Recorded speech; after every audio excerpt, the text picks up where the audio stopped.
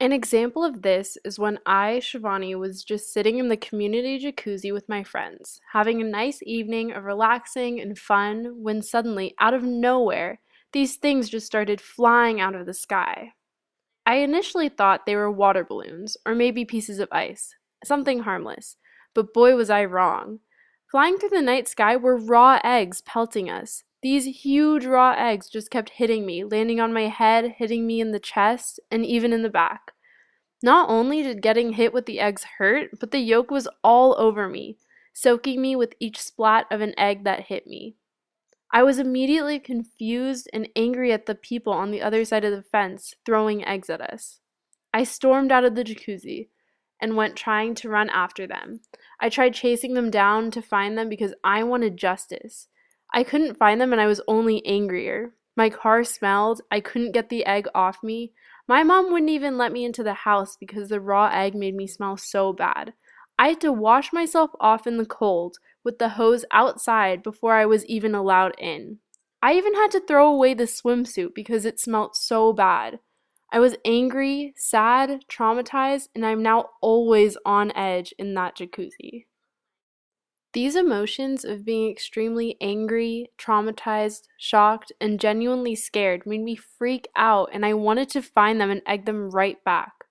Unlike Julia and our house getting egged, I felt like this was a more personal attack on me, and I wanted more severe consequences and even revenge. Julia felt more of an annoyance, and she just wanted the eggings to stop.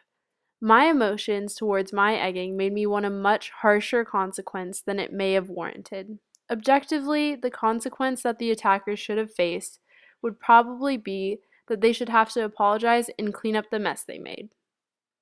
I, however, felt that they should still apologize and clean up, but I wanted to pelt them with eggs so that they would know what it felt like.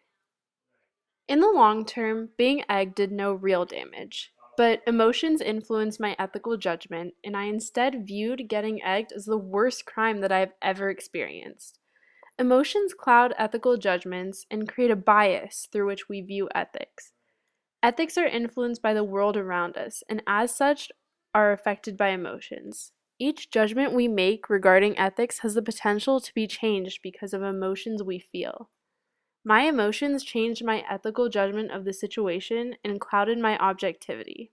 Reasoning also played a major role in this ethical judgment because I reasoned through the consequences of both mine and Julia's dilemmas and determined that my situation warranted a higher punishment for a similar crime due to the difference in the intensity of emotions elicited from the situation. The consequences of actions can influence our views on ethical dilemmas and how to react to them. This leads to the knowledge question: to what extent does the reasoning behind consequences of dilemmas affect ethical judgment? In an attempt to try to answer this knowledge question, we are going to take a look at a recent article in The Guardian, which they discussed how David Lammy, a member of parliament of the United Kingdom's Labour Party, who created a new report on property crime, questioning whether it was better to steal from a large chain store rather than from a small independent shop.